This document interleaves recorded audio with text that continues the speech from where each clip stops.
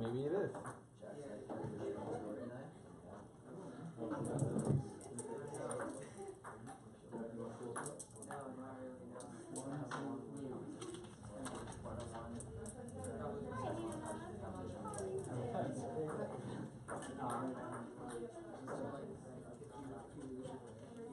All right.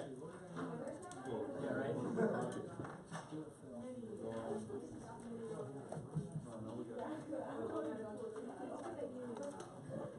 Yeah, you thinking it? Welcome. Are we live streaming right now? We'll see. Bye. Yeah. Is that on YouTube? Yeah.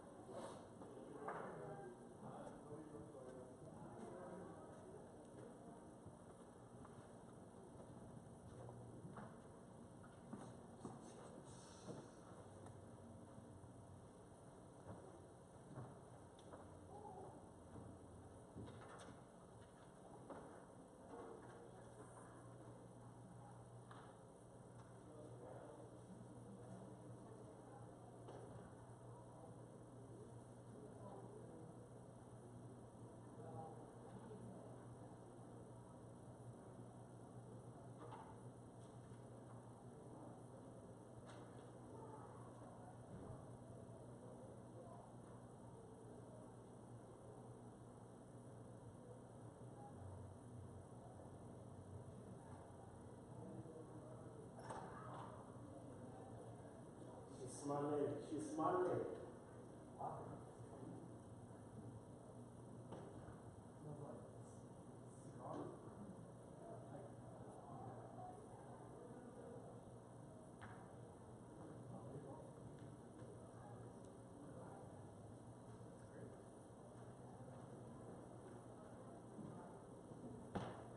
Nice. Are you going with that? 27, 28. What's up, homeboy? What's up?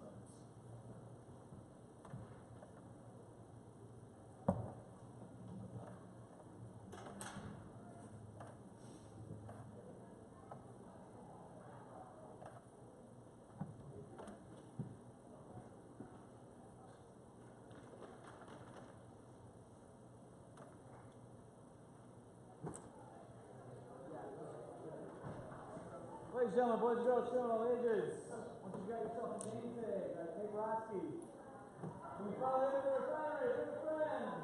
Okay.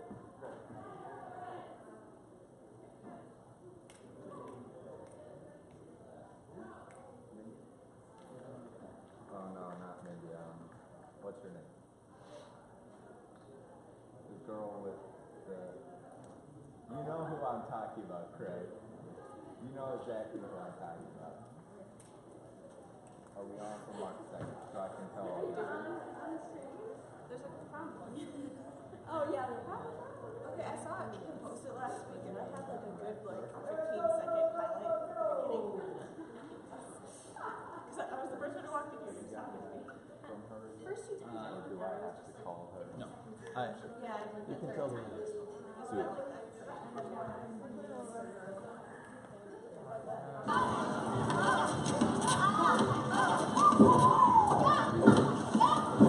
Don't worry, just lay it down, it's not to fight. Don't worry, it'll be alright. Don't worry, make your heavy light. Don't wait up, this love is always right on time. I've been trying to figure out my own way, trying to put it all on me. Way down by the pressure, without looking up, I know you see me. Cause on and on you keep blessing me. But on and on I keep running. Why I'm always running when you're telling me don't worry, just lay it down, it's not too far. Don't worry, it'll be alright. Don't worry, make your heavy light. Don't wait up, this love is always right on time.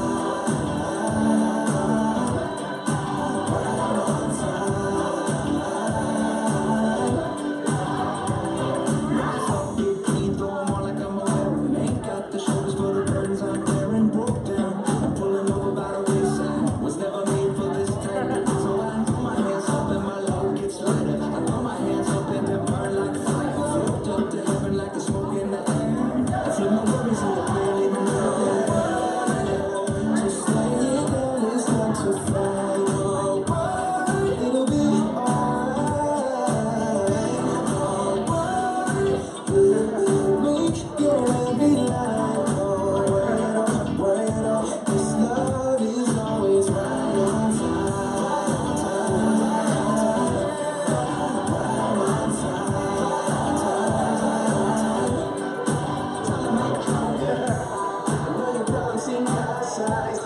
You can see him through God's eyes.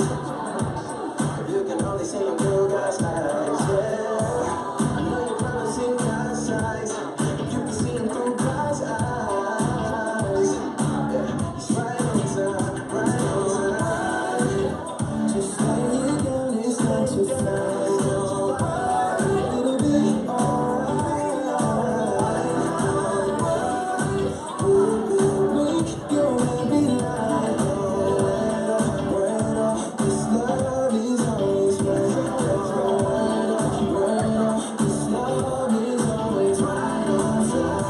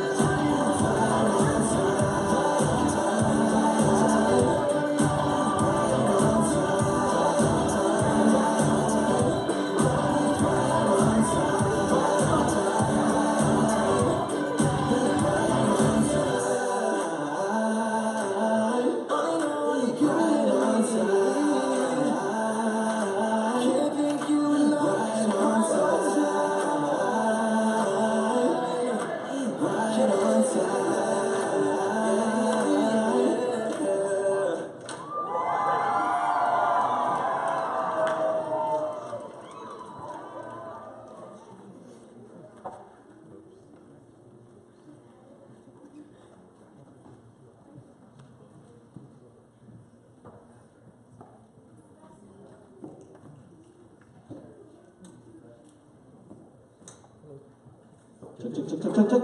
Ladies and gentlemen, boys, girls, children of all ages, welcome to Ignite, January 10th, 2018.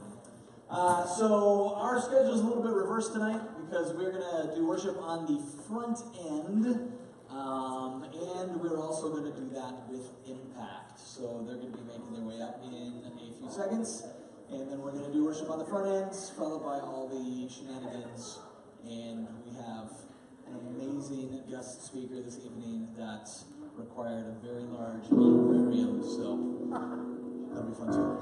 So, who's got an update? What's going on in everybody's world? Jackson, what's the best thing that's happened to you in the last 48 hours? My one class on campus is awesome. How about that? Is one class on campus and awesome. Danny Baselli, what's the best thing that's happened to you in the last 48 hours? First semester is almost over.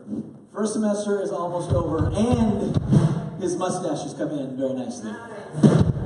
Glory, what's the best thing that's happened to you in the last 48 hours? I had dance yesterday. She had dance late yesterday, ladies and gentlemen. Very cool. Annika Simonson, I'm coming to you because I know how much you love microphones. What's the best thing that's happened to you in the last 48 hours? My basketball. What's specifically about your basketball game? They won, ladies and gentlemen. And what's the record right now, Annika? We don't need to get into that. No, why would we get into that? We don't need to get into that. David Lamondo, what's the best thing that's happened to you in the last 48 hours of your life? I had McDonald's. McDonald's! Here's what I'm wondering. What do you think of the new menu? Like the $1, $2, $3 menu at McDonald's. You like that? No, I just always stick with my class. Stick with it, yep. Hippo, who are you waving at? Danielle. There she is. Trying to be inconspicuous. Anyone else familiar with the new McDonald's menu? The $1, $2, $3 menu. Anyone? It's a new menu system, and it's really quite amazing. I feel like I get more food now for less money. And isn't that what everybody wants? That's what everybody wants. All right, Tegan, who's taken a big jawful of bread right now. What's the best thing that's happened in the last 48 hours, Tegan? I don't know, the Wild played last night and tonight, so that's fun. And what happened to the Wild last night? They lost in overtime. They lost in overtime! How about that? Good times, good times. All right, anybody else have anything they need to get off their chest? We're stalling, that's what we're doing, we're just stalling. So what do you need to get off your chest? What do we need to talk about? Blake, sorry, I said Blake before I saw your hand.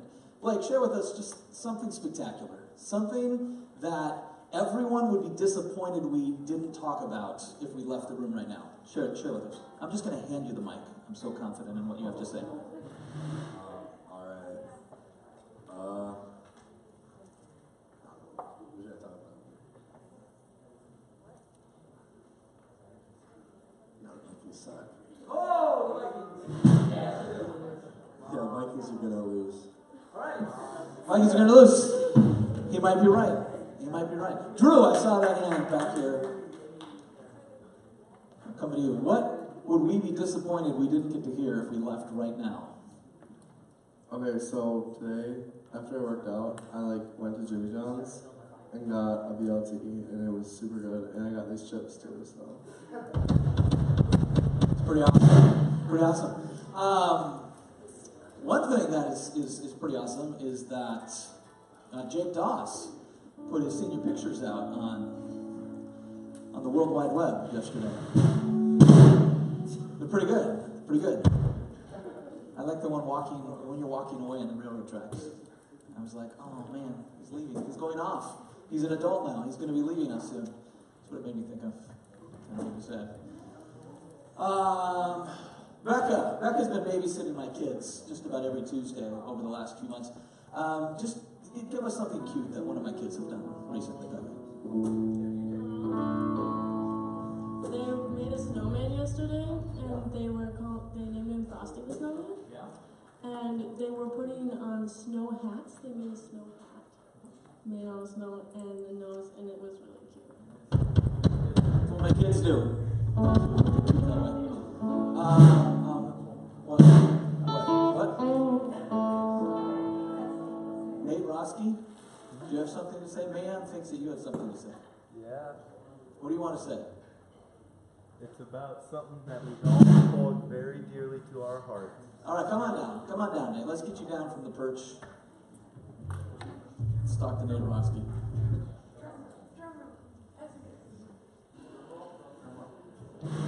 Now, whether you know Nate Roski or not, he has been working extremely hard behind the scenes.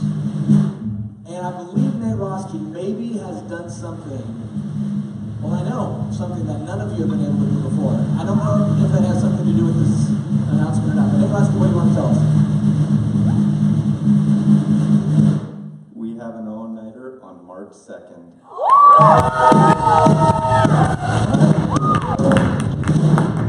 What? There you go. Nate Roski, how did you do it? I talked to the adults and got it scheduled. He talked to the adults and got it scheduled. Wouldn't you know, Impact is here because they are falling all over the floor. So, let's stand, let's worship. Impact, come on in. Come on in, find a spot.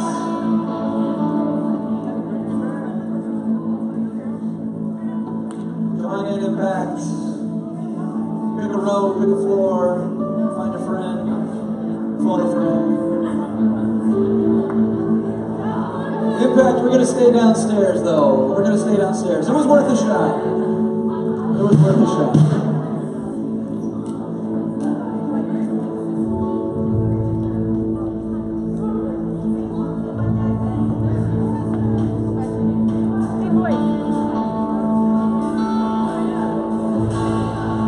Keep moving forward, Impact. Keep moving forward. Keep moving forward. Just go with that. So we go into the mosh pit. Everybody go into the mosh pit. They're here. The cool kids are here. We can start.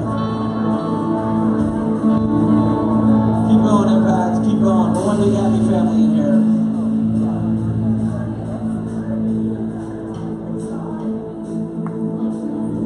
Keep on going. We're taking all the good spots.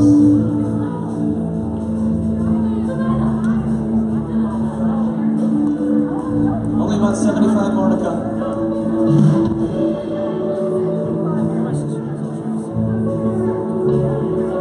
Keep on moving on. Move up to the middle, move over on the right. A little bit more. We got space. Come on in, come on in. That's good. Pack it up, pack it in. We're about to begin. Maybe just a smooth Just keep coming and coming and coming.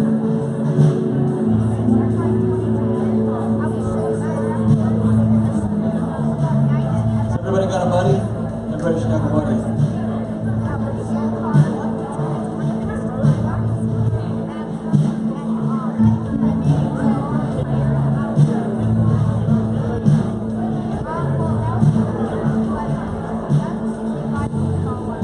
Alright, I think we're all here.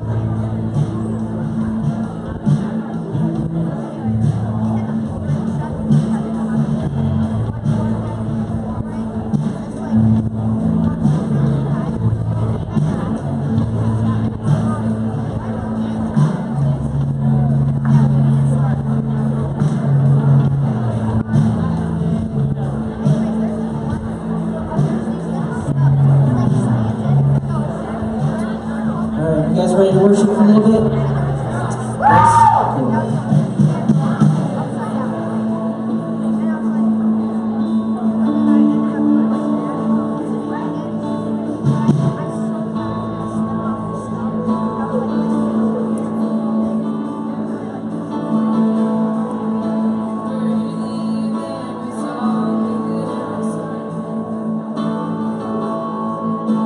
Worthy of all praise we could ever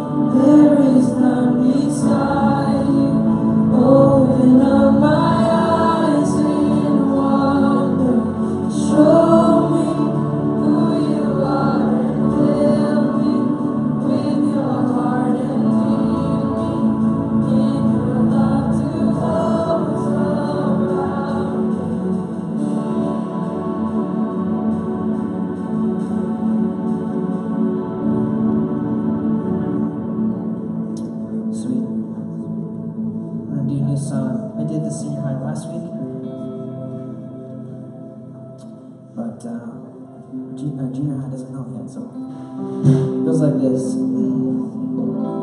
Oh, hail King Jesus. Oh, hail the Savior of the world. Oh, hail King Jesus. Oh, hail the Savior of the world. Sing again. Oh, hail King Jesus. Oh, hail. Oh, hail the Lord of heaven and earth. Oh, hail King Jesus. Oh, hail the Savior of the world.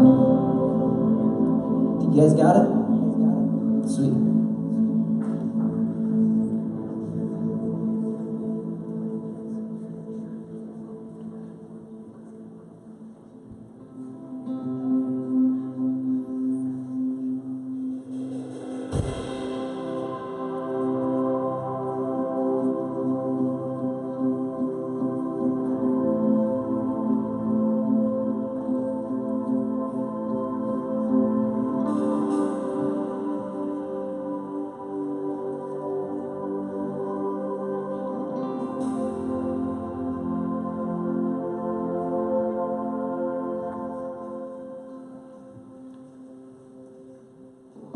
There was a moment when the lights went out.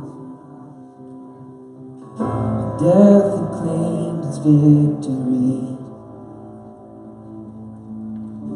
The King in love had given up his life. The darkest day in history. There on a cross they made for sinners. For every curse his blood atoned.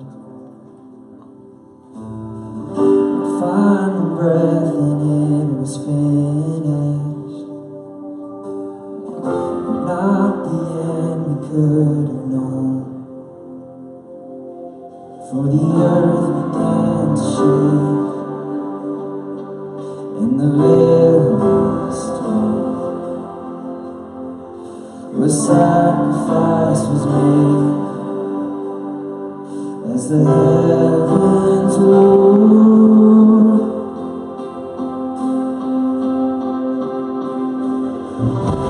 Oh, hail King Jesus. Oh, hail the Lord of heaven and earth. Oh, hail King Jesus. Oh, hail the Savior of the world.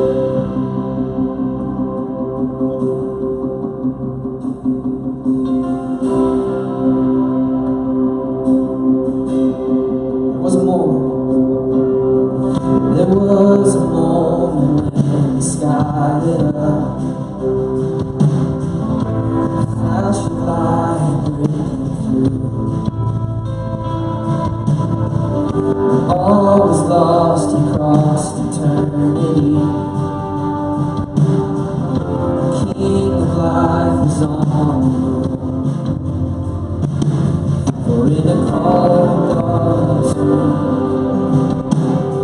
where the Lord was made, one miraculous breath, and we're forever changed. All hail, King Jesus. All hail the Lord of heaven and earth. All hail King Jesus.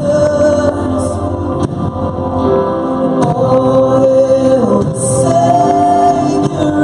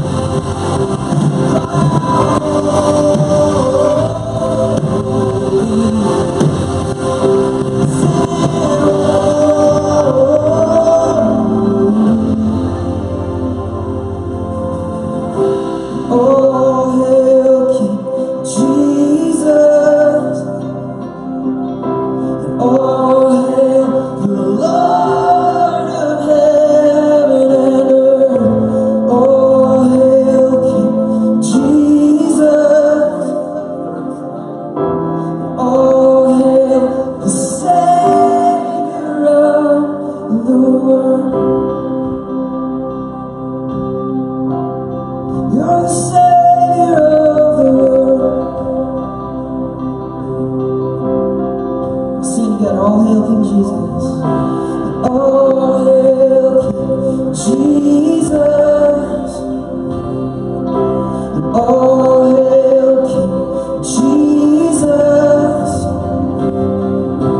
All hail King Jesus. Lift your voice, all hail. All hail King Jesus.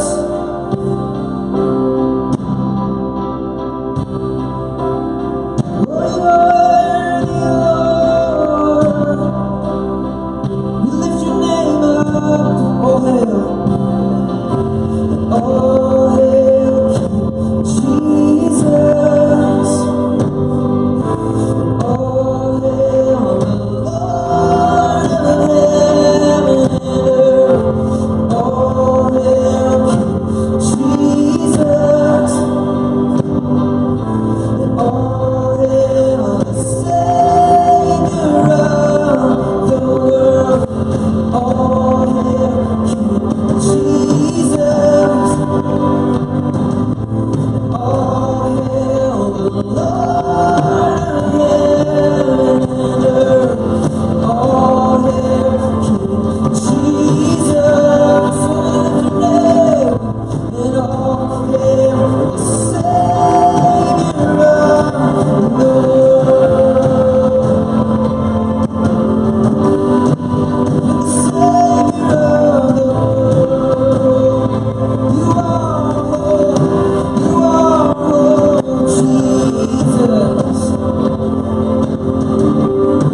You are Lord, Jesus.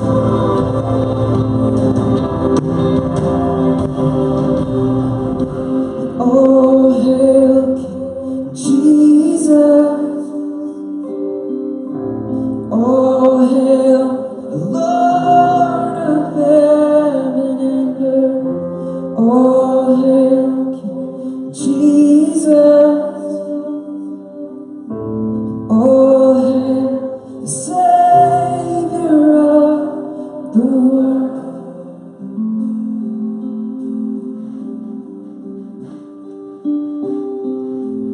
Yes, pray with me. Jesus, we lift your name up because you are worthy and you are good.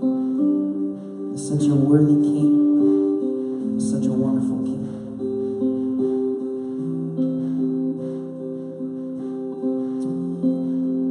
Lord, teach us what it means to be worshipers of you with our whole lives, with our whole hearts, to bring you glory. We love you so much. In your name we pray. Amen.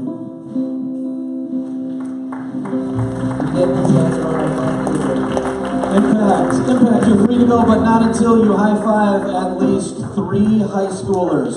Don't try to sneak out of here. You gotta high-five 3 high school students before you. Don't sneak out.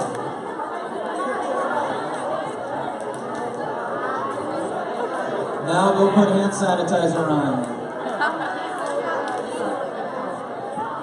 Grab hand sanitizer before you go.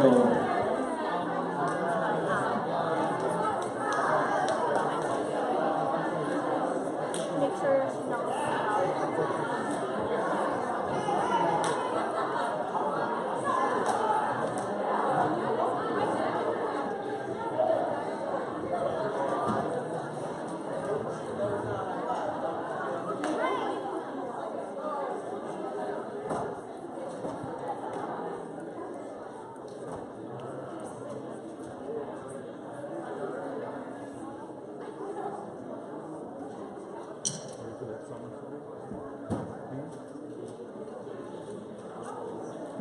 The Amazon Alexa has revolutionized the way we live.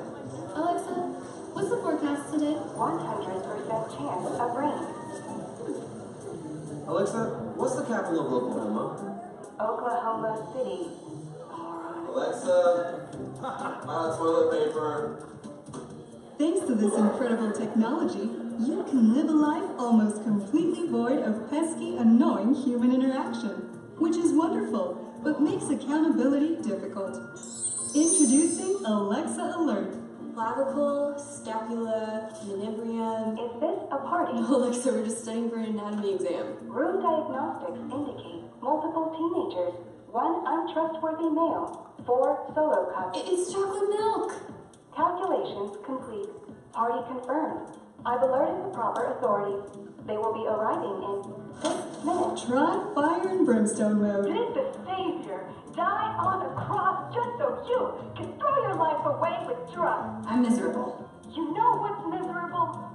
The fiery flames of eternal judgment, condemnation, desolation. Mike! You lied to me! You said you'd clear the paint out of the garage! I don't remember that. Alexa? Hey Mike, can you get those paint cans off the top shelf for me? Absolutely, Mother. You won't regret asking me for help. Would you like a printed transcript? No. Printing now. Act now, and we'll also throw in the Alexa Alert Air, the world's first unmanned accountability drone. Because things won't get improper if you're followed by a chopper. This is nice. Nice. Gross. Is it itchy? Thank you. The Alexa Alert, your accountability assistant.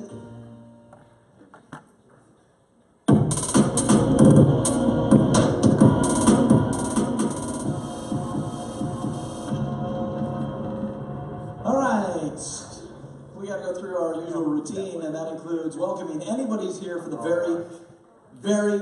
very first time. So, is anybody here for the very first time? One person. No, we don't want to embarrass you. But it's up to you to tell us who's sitting on your left so we don't embarrass her. Who's sitting on your left? Everybody say, what's up, Danielle? Anybody else? All right, how about birthdays? I know we have a couple birthdays today, but I don't think those birthday people are actually here. So, it's not yet. It's coming. So we have to look forward to it. birthday. Max. What? Max. Did Max, you really have a birthday? Today. Really? Is it really your birthday? We'll get up here, Max. Come on up. Anybody else? Anybody else, or is it just going to be Max flying solo this evening? You going to do this all by yourself? Man, this Friday. Well, you get to. You get to. Look at it this way. You only have to do it a couple more times in your life. So, we have a little song for you, Max, and it goes a little something like this.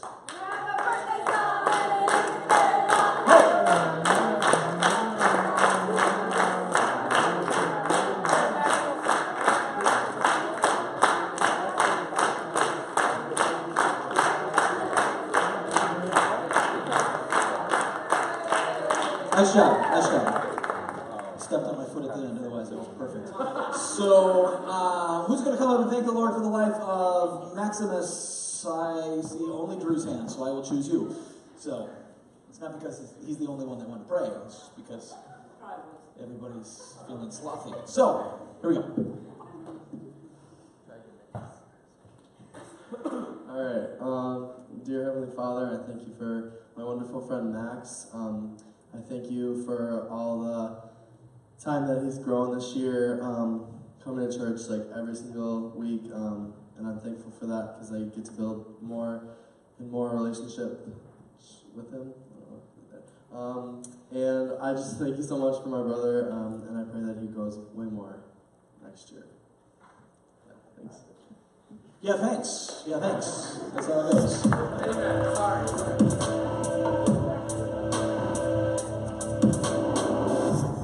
So I try not to compliment people after every time we celebrate their birthday, because then I might not think of something some week, and then somebody's going to feel bad. But as I'm thinking about Max and his birthday today, what are you, 15?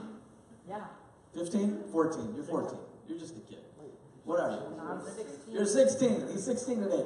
So one thing that I love about Max, one thing that I love about you is that you have the unique ability to, in a good way, be a chameleon to whatever surrounding and environment and crowd that you're with. Now, sometimes that would be a bad thing, because you're like, hey, get an identity, grow up, like, who are you? But you having a unique thing in being able to adapt to whoever and whatever you're with, and everybody loves you. Everybody loves you, no matter what the crowd, no matter good, bad, short, tall, smelly, whatever, they all like you. So, anyways, job well done. Thanks for being you. Announcements. Big, super duper important meeting this Sunday. If you are going to Chick or you are going to Houston, super important meeting this Sunday at 9 a.m. and 10:30 a.m. Not both. You don't have to go to both, but you need to go to one of those. If you can't go to one of those, you need to send a parent. Actually, your parent should be going anyways. It is for parents and students to go together. We're going to talk about fundraising, we're going to talk about expectations, and all kinds of important stuff. So, all your questions will be answered this Sunday, the 14th, at either 9 o'clock or 10:30 a.m. It is mandatory, by the way. If you're like, I don't know if I'm going to be tired. No, you won't, so we'll see you there. Other announcements is, I said this last week, but then my kids got sick, and then we didn't start it, and then Shelby spoke. So we're going to start an apologetic study this Saturday in 7:50. And speaking of Shelby, she's really, really, really, really sick. She sent me a text and asked if we would pray for her because she's coughing up blood. I'm not a doctor, but I'm told that's not a good thing. So we will pray for her in just a moment. There's an after party this particular Saturday. We've kind of gotten away from after parties, but somebody has volunteered to come out from obscurity to offer their home for the after party, and that's Miss Alyssa DeWilde. So I'm just saying, if you don't like Bible studies, but you do like after parties, and you're willing to put up with a Bible study to go to an after party, you could do that this Saturday night, because Alyssa's hosting an after party at her home, and it's not that far from my house, and it's really close, well, it's next door to one of the light-up houses where you put your music to Christmas music, and then the lights go off, only they're all done. But still, we can just go and rub our eyes really hard and sing Christmas carols, and it'll be like the same thing. Speaking of parties, there's another party on the horizon. It's right around the corner. It's going to be probably the party of the year, and that's happening on January 26th from 7 to 11 p.m. And everyone is invited over to Owen's house for the party of the century. Everyone is invited. If you're a sophomore. If you're a sophomore, everyone's invited. If you're not a sophomore, you're not invited. So you're saying, Pastor Craig, why is it only for 10th graders? Why can't we have an 11th grade party or a 9th grade party or a 12th grade party? You could have a 9th grade or an 11th grade or a 12th grade party, but Owen decided he wants to have a 10th grade party. So if you want to have a 9th grade, 11th grade or a 12th grade party, you should decide, I'm going to have an 11th grade, 12th grade, or 9th grade party, and then throw it, and then I will announce it. So don't be mad at me because Owen wants to have a 10th grade party. I'm just saying, he's taken it upon himself to throw this for the sophomores. It's going to be awesome. Don't get jealous because you don't have one, because he's taken it upon himself, and you can take it upon yourself to have a party yourself. That's all I'm saying, okay? So, I think that's it.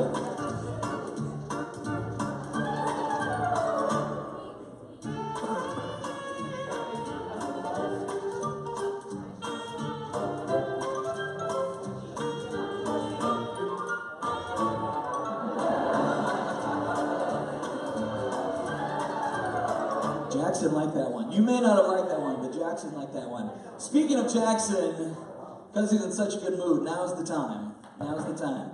He is coming all the way from the right side of the room. He is a senior, and he's a pretty cool dude. He's here to share his 5-minute testimony, and he needs a stool. So, welcome to the stage, Mr. Jackson Prothero, ladies and gentlemen. Let's hear it for him.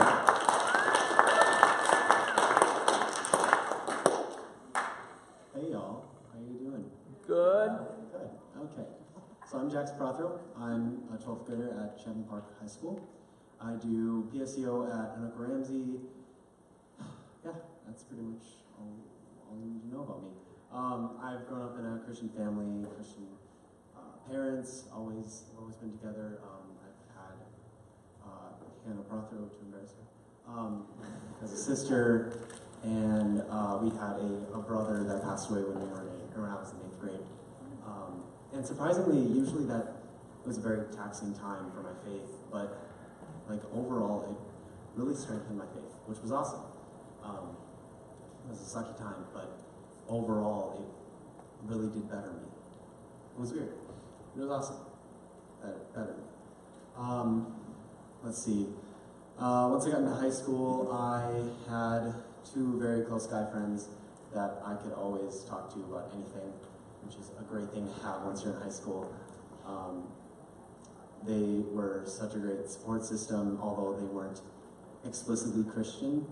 They were great to have, and they strengthened my faith in ways that I don't even think they know.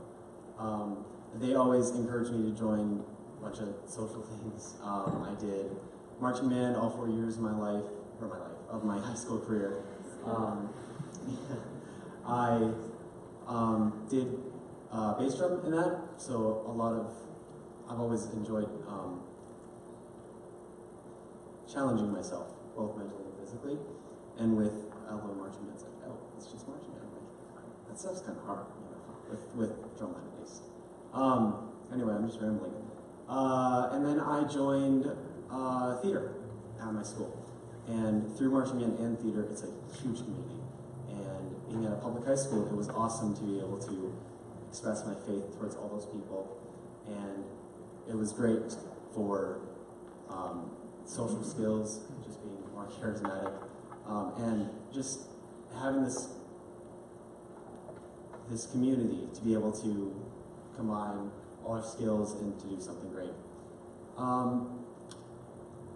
Let's see, I guess the last thing I kind of wanted to touch on was all throughout my life, I've always been wondering, like, what do I want to do with my life, as most struggle with. For a while I was thinking I'm going to be a veterinarian, or I'm going to be a doctor or something. But I've always just wanted to, like, help people, you know? And then one of my close two guys friends got contacted by a Marine recruiter, and he wants to be a police officer, so he decided to go into the Marines, or he decided to swear in, and he's going to be military police for reserves. And then, so we carpool all the time for PSEO and for our job. So he was talking to me about it, and I was like, yo, that sounds pretty cool. How can we get more information? So I got in contact with the recruiter. I talked to him, and I talked to my cousin who was in the Air Force, talked to one of my dad's coworkers who's in the Navy for a bunch of years. Anyway, I came to the decision that I want to join the Marines. Right now, the plan is to go into officer school at some point and become a pilot. And after that, I would love to be like a commercial airline pilot, or maybe even going to something more medical based, like being an EMT or something. But right now, I have a set plan, and I love it, and it's great, and I'm super excited. And I'm just so glad that God has brought that into my life. And it's brought me a lot of peace. So that's my story.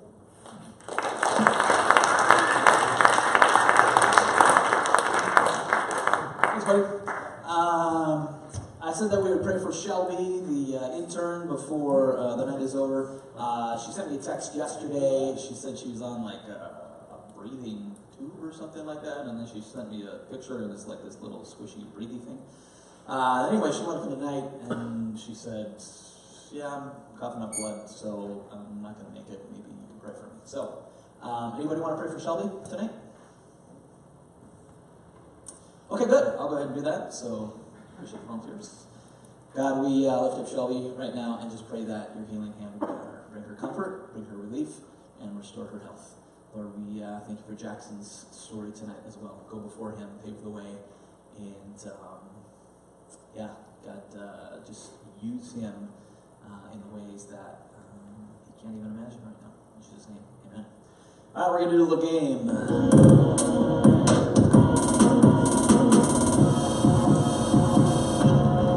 All right, the name of the game is called Maze Craze, and it works a little something like this.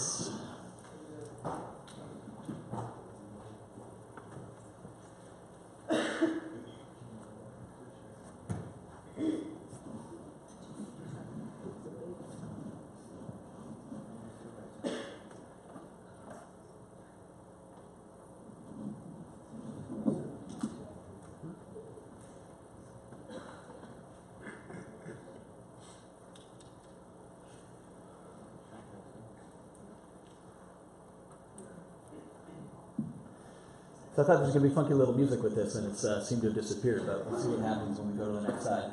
I think we all got it, right? There's the instructions. There it is.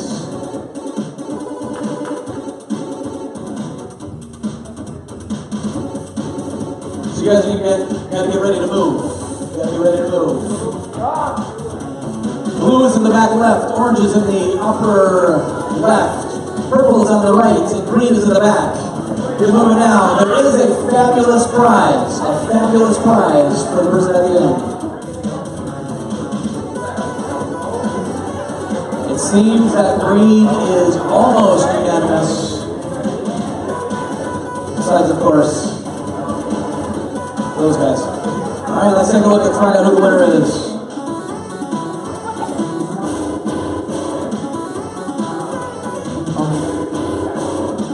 It is not Charles Dawes. It is not the Three Amigos. Green, if you said green, you advance to the next round. All right, here we go, round 2.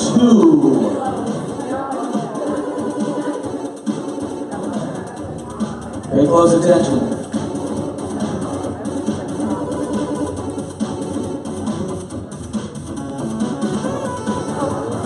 All right, you got 10 seconds to pick a corner. Blue's on your left, orange is upper left, purple on upper right, green in the back. By the way, if you lost, you're out of the game. It's green. Sorry, Blake. Sorry, Jack. Sorry, Quan. It was a good run. The majority says blue. Some are sticking with green. Let's find out.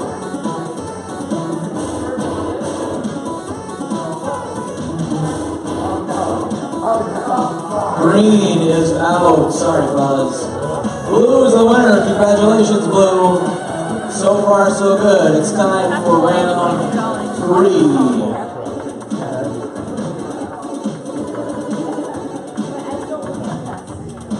Alright, you got 10 seconds. Blue, you're in blue. Orange is up on the left, purple up on the right, green back to your right. You got 15 seconds to figure this one out. Hannah thinks she knows. Alright, you got 5 seconds. Better get there. Make your move.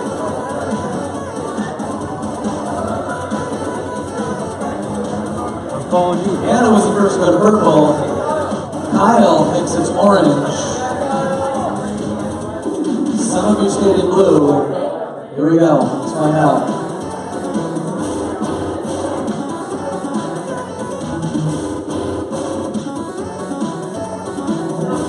So nerve-wracking.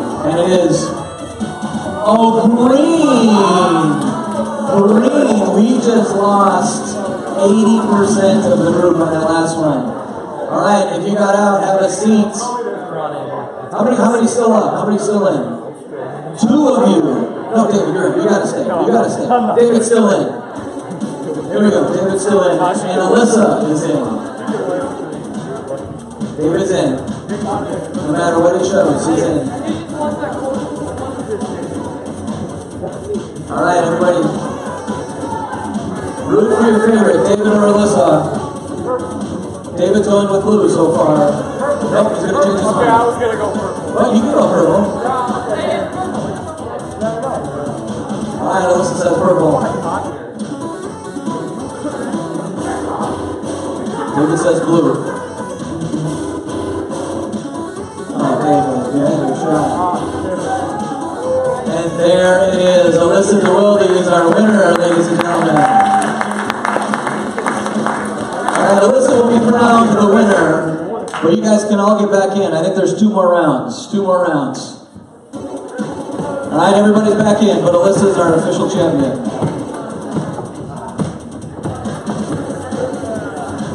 Here we go, level 5.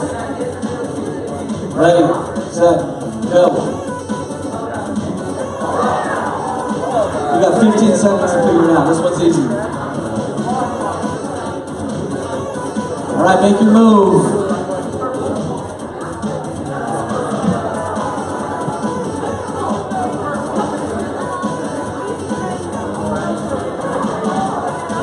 Alright, let's find out.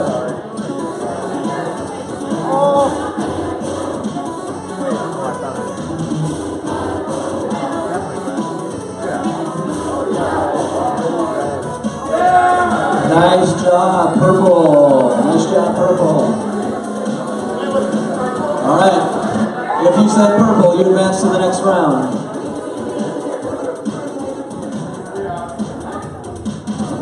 This is it, the final round. This is how we separate the women from the girls.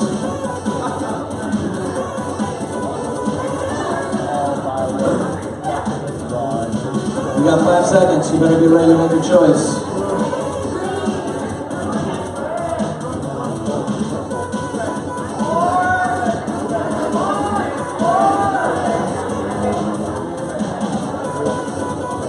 All right, here we go.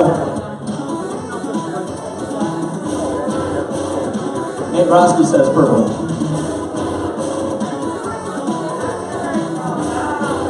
Oh, stop the press.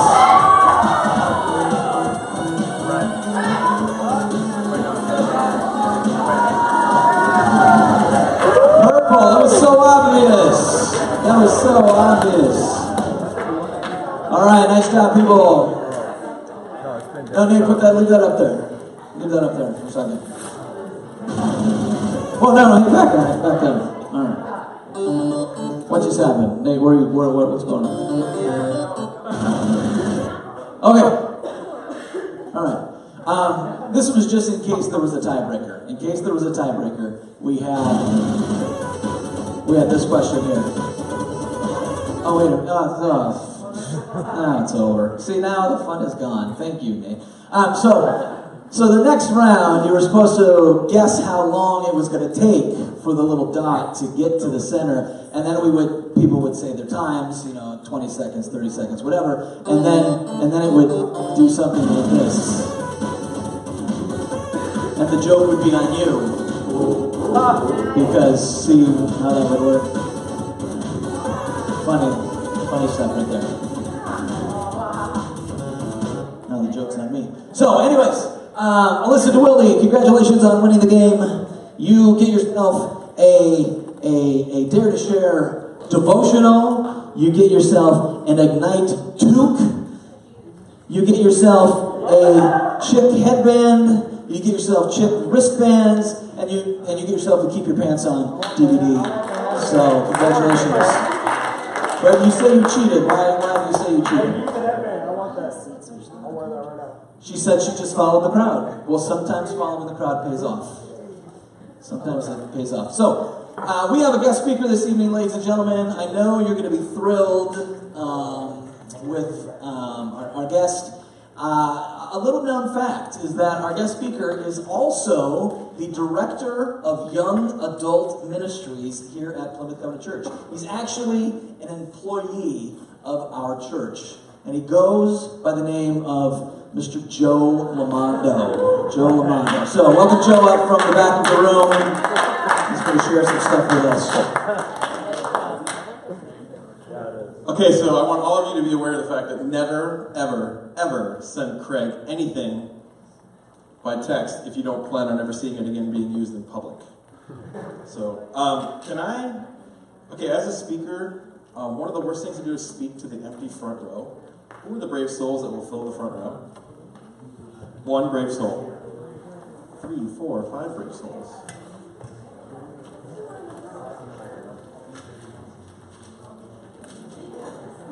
There's still 4 seats here that are open. Oh, we're just going to eliminate the front row. Keep in mind, those are the entrepreneurs that move the chairs. So first of all, I just want to let you know that Craig asked me on Monday to speak, so I didn't have much time to prepare. No, I'm just kidding. But reality is, he did ask me Monday. And can I share with you, you guys are kind of my guinea pigs tonight, a little bit. So in about 3 weeks from now, I'll be speaking at Lake Beauty Bible Camp. And a few weeks ago, God kind of gave me this idea for my theme and messages for the weekend. And I'm kind of testing one of the messages out on you tonight. Is that okay? That's okay. Yes. All right, thank you. Let's pray. Lord, thank you for tonight. Thank you, Lord, for the weekly opportunity to come, to worship, to be with friends, to be in your word, to hang out. All these great moments that happen within this 2-hour window every Wednesday night. Lord, I pray for everybody in the room tonight. I pray that you'll just simply meet them where they are. And Lord, I just pray that your word that stands the test of time, that speaks directly to our hearts, which is so relevant, regardless of the year the calendar is now. And Lord, we just pray that tonight you would just use your word to speak to our hearts. In your name we pray. Amen. So can I share with you where this kind of revelation came from to do this message? Is that cool too, if I kind of give you the backstory on that? Yeah. So I've been doing a little bit of life coaching with a former student of mine who's now in college. And as we've been meeting, you know, she doesn't have the greatest, she doesn't have a lot of support at home. So she's kind of started leaning on me to gain some input on how to progress through her life, some of the decisions she's trying to make when it comes to career, school, and friendships, and so on. And so we started kind of doing some coaching together. And one of the things that I was doing one day, I was meeting with her here at, right down the road at Dunn Brothers, and we were talking about what it means to live from your heart. She's somebody who grew up in a home where and in a situation where she feels obligated to live her life based on what other people around her expect her to do. And so because of that, it's shaping her adulthood. And she's living a life right now that she's not satisfied or happy with. And so I'm trying to help her to embrace where the Lord is leading her in her life and to feel confidence within that and trust that she can put her trust in God and she can move forward in life. And that people around her may not like it, may not agree with it, but that's okay. And that is a message that, to me, is so important for all of us. But some of you, and some of us have great support behind us in growing up. And so that message maybe has already been passed on to you or is being downloaded into you even now as you live in your homes and with your mentors and so on. So anyway, as we were sitting there, I tend to doodle when I'm talking sometimes. I ended up drawing this banner as an illustration. And I was like, oh wow, this is going somewhere. And I drew a cross on this banner. And I'm going to kind of highlight for you now where this is going. So a banner, so one of the things I like to do, and David can attest to this, is like my two favorite things in life really are watching movies and baseball. And if you're fans of those, that's good, right? Anybody here fans of movies and baseball, or both? Okay, I picked the wrong sport for this side of the road, apparently. So, I love movies that are kind of epic movies. Now, so there's two movies came to mind. They're older, so you may not know them, but they're also kind of classics, so maybe you do know them. Has anybody here seen the movie Braveheart? 1, 2, only adults, great. How about the movie The Patriot? Anybody seen that? All right, a little bit more. So one of the things about those movies, like they're these epic war movies, right? And usually when you have these battles, you have one army on this side and another army on this side. So whether it was the Scots and the Brits, or it was the Brits and the Americans, or the Patriots at that time, everybody identified themselves under this banner. And actually the banner that the Americans identified themselves with became our flag as we know it. And the thing that's cool is that you would see these armies line up across fields with basically imminent death waiting for them in the middle. But they identified who they were based on these banners that were hanging, either constructed in the way they were hanging, and they had come to war with their banners. And there was a lot of pride, there was a lot of identification that took place with these banners. So, and you may have a crest on this banner of like whatever it means to be Irish or Scottish and whatnot over here. But people found their identity under these banners. The reality is, though, that some of the people that were actually there may or may not have fully really believed in the cause of which that banner stood for. They may have just been there because, well, everybody else was going. They may have been there also just because they didn't have anything else going on. For whatever reason, it could be possible that people were in those armies flying under those banners ready to die, but really, truly in their hearts, they weren't sold out for the cause of which that banner identified. You tracking with me on this so far? Okay. So as we were sitting and I was doodling, I thought, okay, there's this banner. And when it comes to baseball, you think about Maybe you can't identify with the Army thing, so maybe the sports banner would be better. When you go to Target Center, you can see the banners that hang in the rafters from all the championships the Timberwolves have not won. When you go to Yankee Stadium, you can go and you can see all the banners that fly overhead, 27 of them, by the way, of all the World Championships the Yankees have won over the year. Those banners mean something, and so maybe you can identify with that better. But either way, I thought about that, and I thought, boy, did Jesus ever say anything that would speak to what I'm thinking right now, what he seems to be downloading? And the answer is, he did. So in Matthew chapter 13, you might know this parable, is the parable of the sower. Does anybody know that parable? About the farmer who went out and scattered seed everywhere, and it falls on 4 different types of soil, right? I'm not going to go into those 4 soils today, but Jesus says something really quite profound just before he explains those 4 different seeds. You see, Jesus, when he was around, people followed him by huge mass numbers. And if you've read the Gospels, you've read how there was always a crowd around Jesus. In fact, he had to go out into like little boats out into the Sea of Galilee so that he could speak to the crowds as they lined the shores. The feeding of the 5,000 was because there were so many there, and the miracle of it is that they fed them for such little food, but there were always crowds around him. And it's at some point later in Matthew, anyway, it's right around chapter 12, Jesus changes the way that he teaches. Does anybody know how his teaching changes? He starts to teach in a different way than he did early on. Anybody want to take a guess at what he started to do? Teaching. Starts with a P. Parables? Thank you. He started teaching in parables. And he did that on purpose. Because he knew that the crowds that were there, he knew their hearts and he knew their minds, and he knew that there were many people in the crowds that really truly didn't understand who Jesus was. There were people in the crowds who really truly didn't buy into who Jesus was. And people who were in the crowd who just simply were there because they had nothing better going on, or because they were simply just following the crowd. They didn't want to miss out on what was happening. So here's what Jesus says to that, because actually his disciples noticed he changed his teaching, and they asked him this simple question. Right here. Okay, so the disciples came to him and asked him, "Why do you speak to the people in parables?" So here's his reply. "The knowledge of the secrets of the kingdom of heaven have been given to you, but not to them. Whoever has will be given more, and he will have an abundance. Whoever does not have, even what he has will be taken from him. This is why I speak to them in parables. Though seeing, they do not see. Though hearing, they do not hear or understand. In them is fulfilled the prophecy of what Isaiah said." So here's what Isaiah said, and Jesus is quoting it. "You will be ever hearing, but never understanding. You will be ever seeing, but never perceiving. For this, people's hearts have become calloused. They hardly hear with their ears, and they have closed their eyes. Otherwise, they might see with their eyes, hear with their ears, understand with their hearts, and turn, and I would heal them." There is a possibility that in this room tonight, you might be living your life hanging out under the banner of Jesus. And you can put whatever you want on that banner. In fact, when I was doodling that day, I drew a cross. But you could draw a picture of Jesus, you could put whatever you want on there. But there's a possibility that some of you are in the room tonight and hang out under the banner of Jesus, but you really don't know why you're there. You come every single week, you come on Sundays, but you're just kind of doing it because it's the thing you've always done.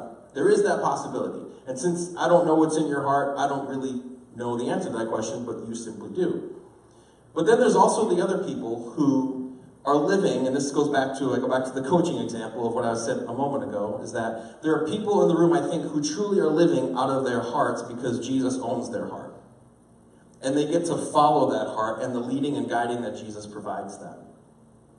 And I think ideally, because I'm an idealist, is that ideally it would be people have Jesus owns their heart, owns their life, their decisions. In fact, what I did when I doodled on the page is that I drew this heart for this girl, and I wrote the name of Jesus on it, and then I drew arrows coming out of the heart. And it was just simply to identify the fact that everything in her life would hopefully come from Jesus leading her and living from her heart, and that she could trust that. And it provides direction of where she goes, what she does in her life. And so, as an idealist, it would be great if that was true, that we had that heart of Jesus, everything coming out of it, and we hung out under that banner. I mean, that's naturally where we would hang out anyway. But I've been around long enough as a human, as a teenager, as an adult, and as a youth pastor to know that there are some in the room that kind of hang out under the banner, but they're not really sure why they're there. And so, what does it look like to live under the banner, but not truly be on board? Well, first of all, it's just basically crowd following. And you've heard that over and over. In fact, it's funny how, was it Alyssa who won? Right? Was it? Alyssa, you won, right? And Craig said, you follow the crowd. Sometimes that works out. And there is truth to that. There are times when that does work out, but, you know, it depends on the situation, what it is. You won the game because of that. But would we really put our life on the table and say, I'm willing to live my life based on what the crowd is doing? Most of us would say no. But when we look at how we live our lives, when you guys look at your life and how you're living it, and how your decisions are being made, is it because it's coming from your heart and Christ owns it? Or is it because this is kind of what everybody else is doing? Under the banner is a place where you can find belonging.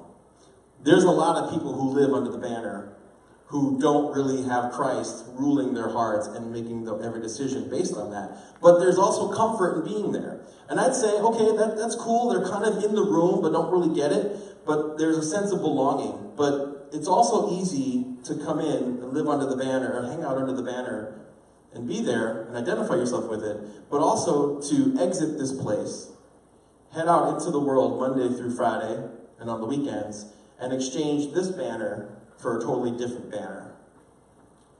And I wonder how many in the room that's true for, where your persona is two different people.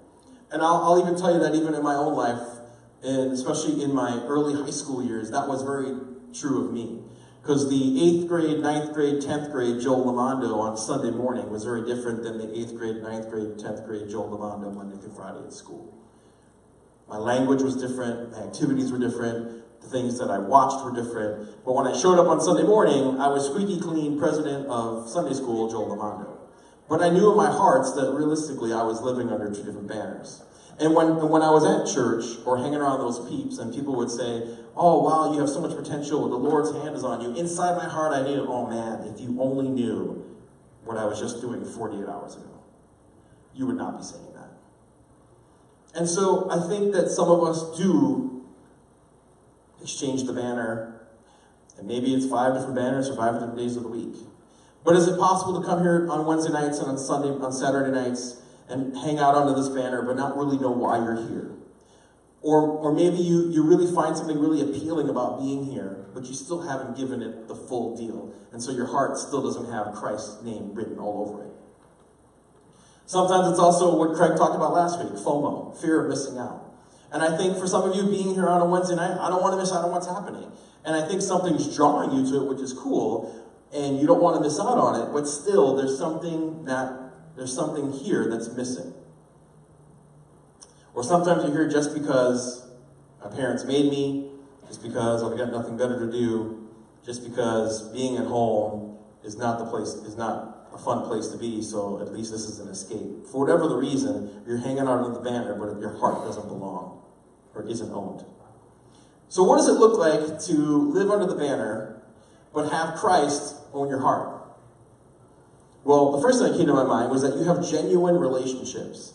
See, I tried to explain this to this girl. I said, you know, when you're living this way, your relationships are genuine.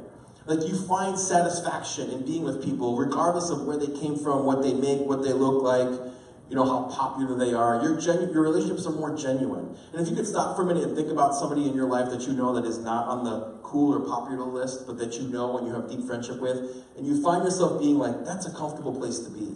They love me and know me the way that I am. I love them and know them the way that they are, and it's genuine, and you appreciate each other. And I think when we have Jesus in our heart, owning every decision we make, and we live from that, our relationships are way more genuine. We get to be more genuine with people, and we accept them as they are. Does that make sense? Okay.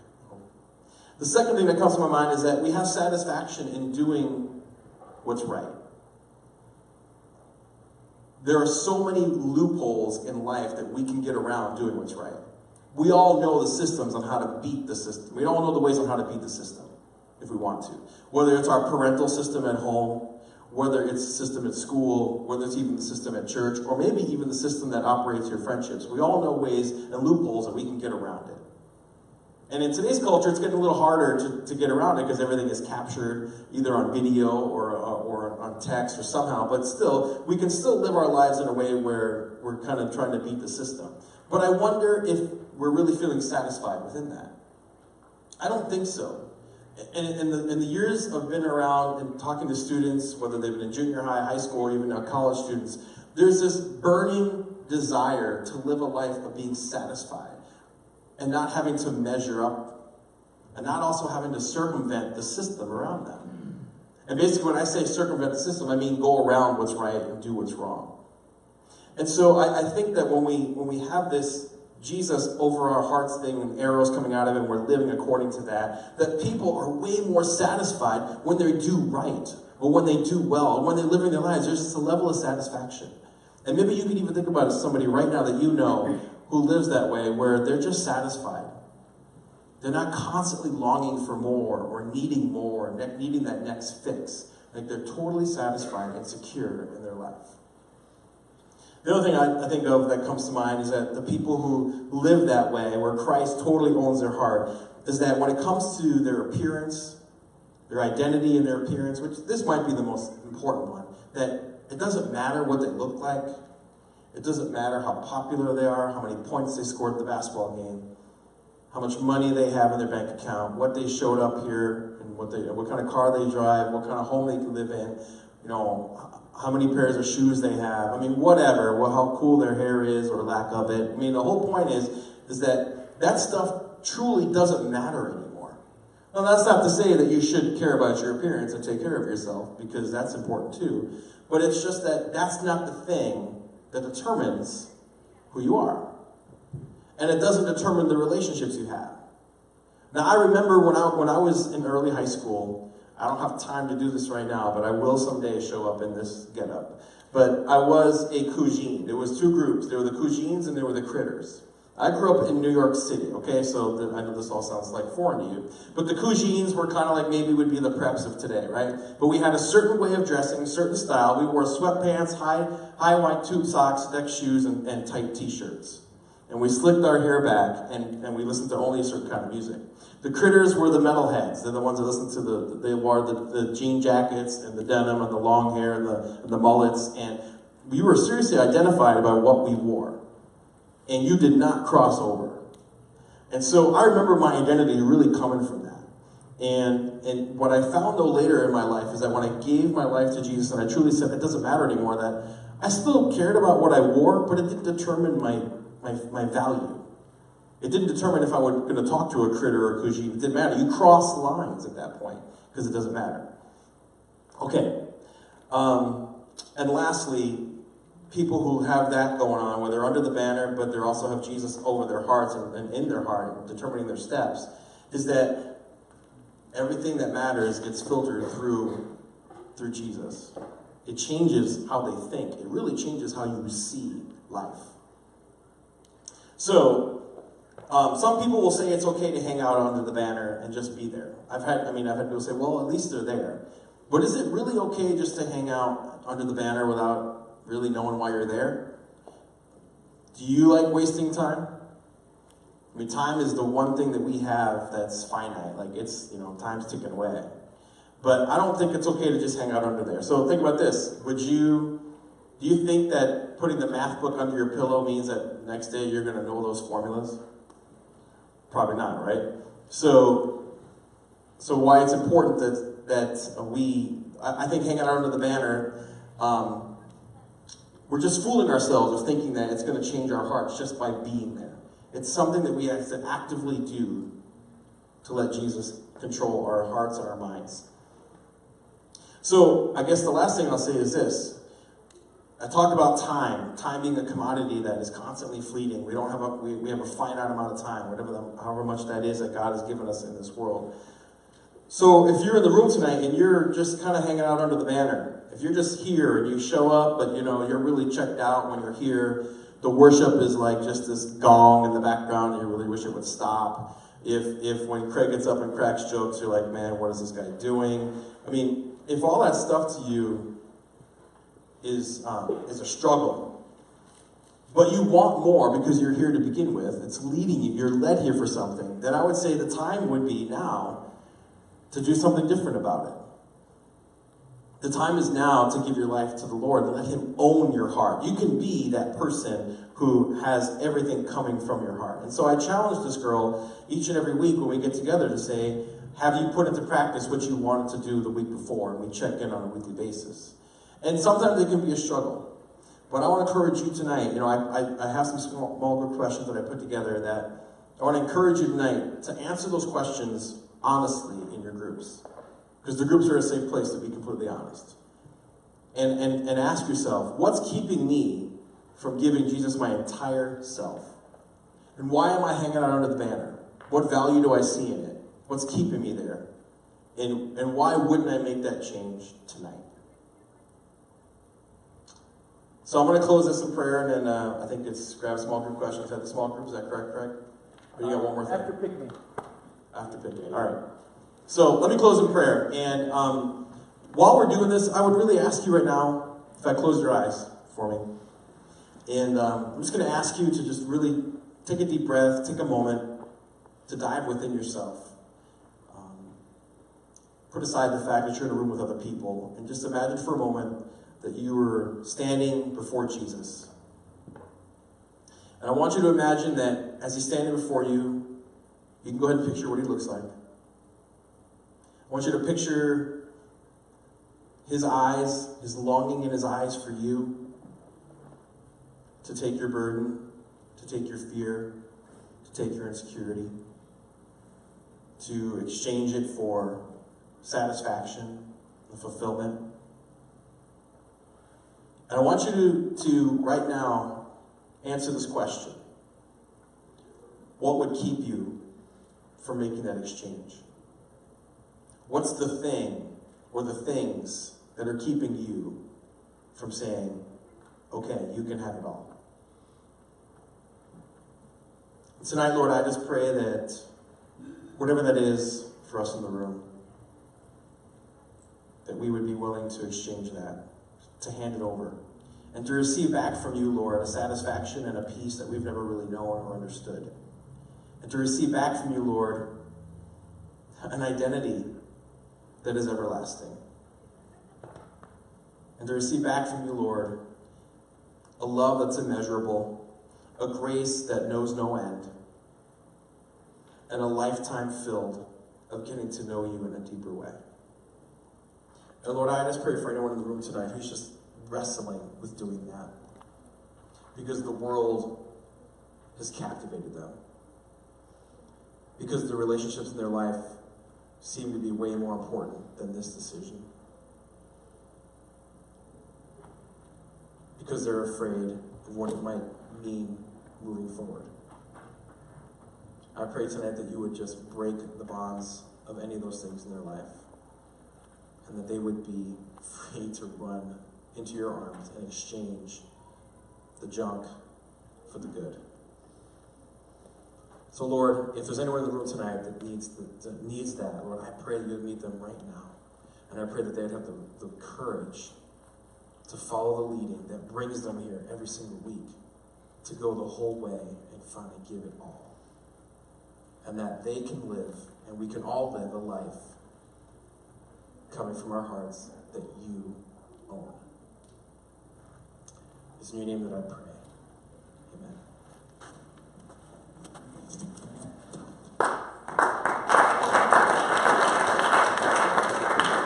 Hey, Joe. All right, before you go into small groups, we're going to pick another winner for the evening. So, Nate, whenever you're ready, go ahead and run the Pick Me app. When you see your name, give a little whoop. It's always exciting to see me on the street. And whenever Sarah feels like it, she's going to say the words, stop right now.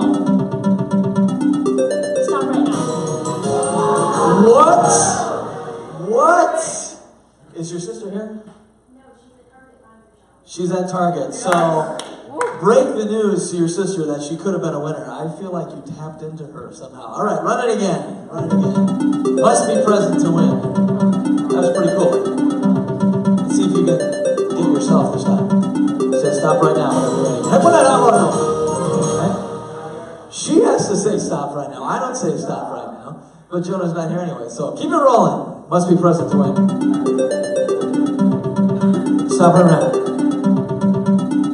Good job. Good job. Stop right now. Christian's not here. Roll it. Stop right now. You won last week. You were gone last week. You won last week, so you win again. Devotional, Keep Your Pants On DVD. Chin wristbands. Does he have his phone? Oh, that's a good question. That's a good question. Stop right there. Kyle Olsen, did you turn in your cell phone? I did not. Oh, okay. All right, let me get the box. Let me get the box.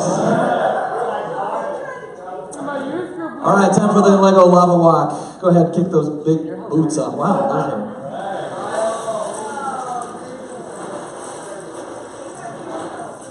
So close. So. Did you think you could find the Lego Lava Walk? Go to my PowerPoint, the Ignite PowerPoint, and then scroll down and see if you can find. It's just so much better with the bongo music. So much better. All right, we're gonna see if we can find the bongo music. He's got it. You're getting better, Nate. All right, here we go. Here we go. So there it is. That is not overrated at all. Nice shot. Nice shot. Round of applause for Kyle. So if you're new, you might be utterly confused. The reason Kyle didn't win is because he did not turn in his cell phone to the cell phone small group. So he had the privilege of doing the Lego Lava Walk. That's just how we do things around here. All right, go to small groups. Have a good time. We'll see you for snacks later.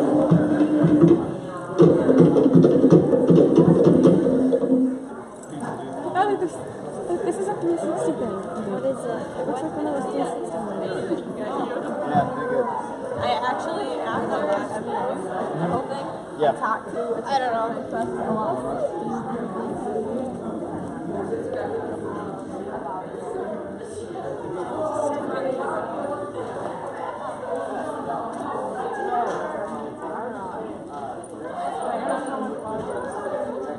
it makes so much noise.